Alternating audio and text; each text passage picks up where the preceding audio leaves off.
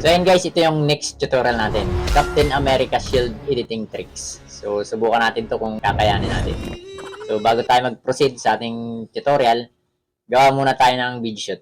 So let's go! So ayan, bali 8 seconds lang yung ginawa kong video shoot. So ganito siya. So yung unang acting, sipa. And then yung pangalawa is hagis. So, after na maihagis natin, acting naman tayo nung tumalsik, kunyari. Yan. So, and then meron tayo nung empty screen. So, yung wala tayo sa screen. So, baling landing effects, tinanggal ko na siya. So, para mas mabilis yung ating tutorial. So, kung may video shoot na tayo, let's go. Punta na tayo sa CapCut natin. Open CapCut, and then new project. 8 seconds na video shoot. Pad natin yan. So, tanggalin natin yung sounds para mas maganda yung editing natin. Mute clip audio. Play muna natin hanggang dulo. So, ayun. Meron na siyang empty screen sa dulo. So, okay na yan. So, ngayon, i-add natin yung ating mga green screen effects. So, click natin yung overlay.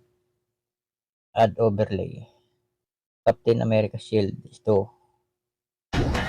So, ayan. So, add natin siya. So, tanggalin din natin yung sounds niya. Click natin yung volume and then punta natin sa 0. Volume niya. So, ayan. Play natin. So, mahaba yan. Dinugtungan ko siya para mahaba yung ating Captain America Shield. Ngayon, itatapat muna natin doon sa humagis tayo. So, itatali na natin siya doon. So, idrag natin pa kanan.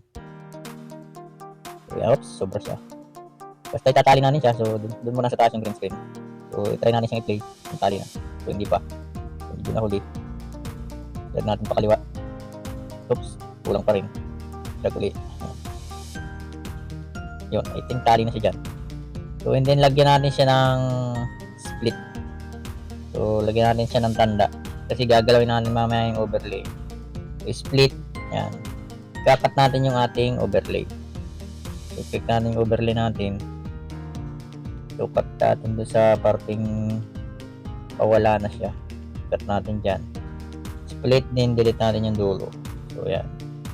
So, yan na lang yung matitira. So, next is, tanggalin naman natin yung green screen. Click natin yan. And then, remove BG. So, then chroma key. So, yan. So, hilahin lang natin dyan sa wala dun sa shield para mawala yung green screen. So, and then yung intensity is lagay natin sa 30. So, 30 lang natin siya ilagay. Set natin siya sa 30.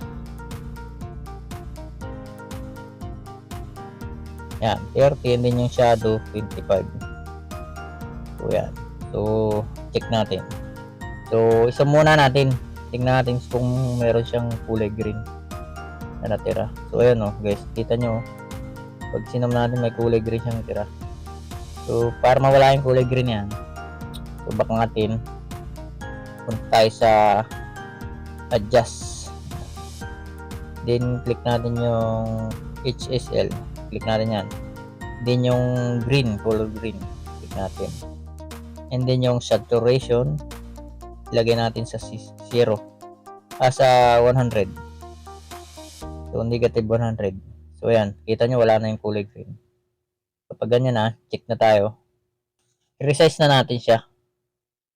So, yun doon sa kasize na talaga ng ating katawan. Ayan. Tingnan natin. Ayan. Ngayon, maglalagay tayo ng press frame. I-press natin yung overlay dito sa unahan para magkaroon tayo ng extension. So, i-click natin yung overlay. Then, press. Ayan. So, ayan. Umadjust na yung ating overlay dun sa unahan. So, wala na siya dun sa tapat ng split. I-adjust natin pa kaliwa. And then, i-cut natin. Ayan. Cut lang. Ayan. So, yung overlay kanina, ibalik natin sa dating position niya. Ayan. Hilahin natin siya. Hilahin lang natin left and right yung sabay yung ating dalawang daliri. Ayan. Para humaba siya. So, play natin. So, ayan. Ganun siya. So, maglalagay na tayo ng keyframe para tumali dun sa ating movement. Lagyan natin ng isang keyframe dito sa taas. So, plus doon sa taas. Yun. And then, drag natin siya dito sa pakaliwa. Yan. So, I think dito sa parting sumipa siya. Yan, dyan. So, ibaba natin dyan. So, dyan siya manggagaling. So, ibaba natin. Try natin siyang i-play. So, pag medyo mabagal pa, so, ulitin lang natin yung keyframe. Click lang ulit natin para mawala. So, i-adjust natin dito sa parting kanan. Then, ibabawi natin. So, ganun lang. Kapag nakuha nyo na yung tamang tempo, saka nyo siya i-stop. Yun. Tingnan natin kung sabay doon sa acting niya. Yun. So, tali na siya. Ayun. So, dito naman tayo sa main overlay natin. So, ito na yung hindi naka-freeze. So, maglalagay din tayo ng keyframe dito. So, una, click natin yung plus sign yan. And then yung movement natin, sasabayan na natin. So, yan. Bubaba yung kamay. So, baba din natin ng konti. Yan. So, yan. Adjust pakaliwa. Yung ating overlay. Hila. So, isasabay natin sa movement ng kamay. So, ayun. So, yan. Hila pakaliwa. Oops, baba natin ng konti. Yan. Oops, mag-movement tayo. Ibaba natin. Tapos, automatic yung ulan tayo. Magkakameron dyan sa ating overlay. Oops. Adjust ulit. Yan. So, dala natin yung dulo ng kamay natin. Oops, yan. Sabay yung ating green screen shield. Yan. Hila ulit pakaliwa. And then, sunod sa dulo ng kamay. Yan. So, yan. Bali, naitapo na niya. So, i-drag na lang din natin patas. Yan. Dito na natin ilagay siguro. Parang yung timpong naitapon na niya yung shield niya. Yan. So, medyo gitna natin yan. Hila ulit pakaliwa. Hanggang sa tumama sa dulo ng puno. So, center lang natin. So, parang bunga ng nyug. Yan. So, yan. Kung ando na siya, try natin munang i-play sa umpisa. Tingnan natin kung ano yung result niya. Yun. Tali na. So, okay na guys. Bali, i-add natin ulit yung overlay natin. Kukunin natin yung extension niya. So, ito siya. Add natin. So, tanggalin natin yung sounds. Volume. And then, lagyan natin 0. Yan. So, kukunin lang natin yung parting gitna. Yan. So, ito siya. Split natin. Then, delete itong parting kaliwa. Drag natin pa kaliwa. Itong natin sa dulo ng ating naunang overlay. So, yan. Adjust lang natin. So, dapat walang space yan. Yan. Nakadikit lang. So, ngayon, i-remove BG natin. So, click natin yung overlay natin. And then, remove BG. So, chroma key. So, drag natin pababa. Yan. So, yung ating intensity is 30. So, ilagay lang natin sa 30. So, I think pwede na yan. Yung 35, okay na yun. Pasok na yun. Then, shadow is 20. So, 22, pasok na rin yan. So, check. So, zoom natin. Tingnan natin kung may natirang green. So, may natira siya. So, back natin. Punta tayo sa adjust. And then, yung SHL. Nabutal ako dun Then, click yung green. Saturation, negative 100. Yan. So, and then, check. So, balik natin yung size niya. Click muna natin yung overlay. And then, yung kulay niya. So, dapat kakulay siya nitong unang overlay natin. Adjust. And then, select natin yung saturation. So, ibaba natin yung saturation niya sa negative 37. So, I think 37. So, okay na siguro yan. So, i-click natin yung overlay natin, then i-resize natin. So, ilalagay natin doon sa unang tinamaan ng unang shield. So, yan. Dapat ganun siya kalaki. Yan. So, I think pwede na yan. So, mga ganyan siguro kalaki. Para magmukha siyang malayo. And then, pinutin natin yung keyframe ng isa. So, plus. Yan. So, next is, animate natin siya. Na kunyari, tumalsik. So, drag natin pa kaliwa. Yan. So, I think ganyan lang. So, and then, itapat natin sa pangalawang puno. Yan. So, kunyari, tumalsik siya dun. So, medyo palitin pa natin para magmukhang lumayo siya. Ayan. Try natin i-play kung yung itsura niya ito tumalsik na. Yun. So, next is, babalik siya. Gagawa tayo ng tatlong tama doon sa mga puno.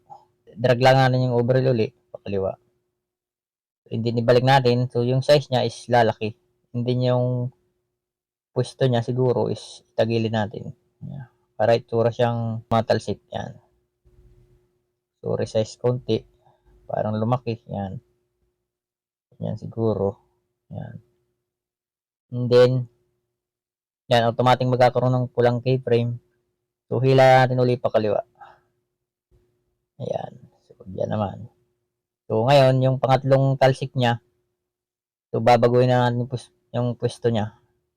Itutuwid natin siya and then resize ulit. Ayan. Resize ulit ng konti. Ayan. Dito na natin patalsikin sa tabi. Siguro. Ayan. Ayan. Hanggang dyan lang muna natin nilagay. Ayan. Para wala na siya dun sa screen. Kunyari tumalsik na. Try natin siyang i-play. So, yun. Punta na tayo sa last part natin, yung tayo tatamaan ng shield natin. Ayan. Drag lang natin pa kaliwa. Yan, dyan. Mag-split tayo dyan. Split. So, drag ulit pa kaliwa. Yan. Kunin natin yung parting tumatalsik tayo. Yan. I think hanggang dyan na lang. So, click natin yung main media natin din. Split ulit. So, ngayon, punta tayo dun sa empty screen. Yan. Drag natin pa kaliwa. Kuhay lang natin yung wala na tayo sa screen. Yan. And then, split. So, delete na natin tong parting ng ito. So, hindi na natin kailangan yan. Delete natin. So, yung natira is ito yung tumalsik tayo. So, i-click natin yan and then hanapin naman natin yung overlay. So, yan. So, try muna natin i-play. So, yan. Ganyan na magiging itsura niya. So, ngayon, i-click natin yung in-overlay natin. So, yan. So, click natin yan. Hanapin naman natin yung remove BG. So, and then, custom removal. So, yan. Tatanggalin natin yung background niya. So, adjust lang natin yung brush natin sa 3. So, yan. So, click natin yung brush. So, pwede na tayo mag-brush dyan. Yan. Okay lang yung sobra. Okay lang yung talagang sobra-sobra ng kawas. Tanda lang. Yan. Brush-brush na tayo. Yan. Basta masakit lang yung buka natin. Yan. Pwede talaga kasama yung natin sa atin dyan. Yan yung tema ng ating video. So, sobra. Okay lang yan. Okay lang natin. Wait lang natin. Mag-brush natin. So, yan. So, okay na. Kaya natin mag-apply. Gusto mo ba rin din? Kung nagkulay green siya, so check na. Yan. So, yan. Try natin i-play. So, yan. Ganyan na yung magiging itsura niya. So, ngayon, click ulit natin yung overlay natin. So, i-animate natin siya. So, lalagyan natin siya ng keyframe. So, plus sign and then magkakaroon ng automatic na diamond doon sa baba. Ayan. So, drag pa kaliwa. So, ilabas na natin siya. Hilahin na natin. So, automatic may red diamond doon sa baba. So, ibig sabihin, animated na siya. Try natin i-play. So, ayun. So, ang next is yung namang ating green screen shield. So, yan. So, i-click natin yan and then plus sign. So, and then hila ulit pa kaliwa. Ayan. So, ilabas na natin siya. Kunyari, tumama sa atin. Ayan. Drag pa kaliwa uli. So, susunod lang tayo. Sunod lang natin. Automatic magkakaroon ng red diamond dyan sa ating overlay. So, hila pa kaliwa. Ayan. Susunod lang natin. Para mag-itsura siyang tumama doon sa ating leg. Ayan. Hila. Ayan. And then, drag natin pa kanan. Ayan. Drag pa kaliwa yung ating overlay. Then yung ating shield. Tulak natin pa kanan. Ayan. So, ayan. Try na natin siyang i-play. So, ayun. Tali na agad, guys. So, pwede natin namang ulit-ulitin yung animation natin kung talagang hindi pa tayo satisfied. So, ayun. Bali kayo na, guys, ang bahalang maglagay ng sounds. Meron naman tayong mga sounds dun sa ating video na na-upload. So, punin nyo na lang dun. Tapos, i-extract nyo dito sa video na gagawin nyo. So, bali itong dulo. Parting dulo. So, hindi natin kailangan yan. Tapat lang natin sa main media natin. Din split. So, delete yung parting dulo. Then yung itong CapCut logo. Yan. So, delete na rin natin yan para mawala na siya ng logo. And then yung resolution, taas natin. Frame rate 50. So, bago export. Yan. Export na natin. So, yun guys, kung may natutunan ka sa video na to, pa-follow na lang and share para maikalat din natin sa iba.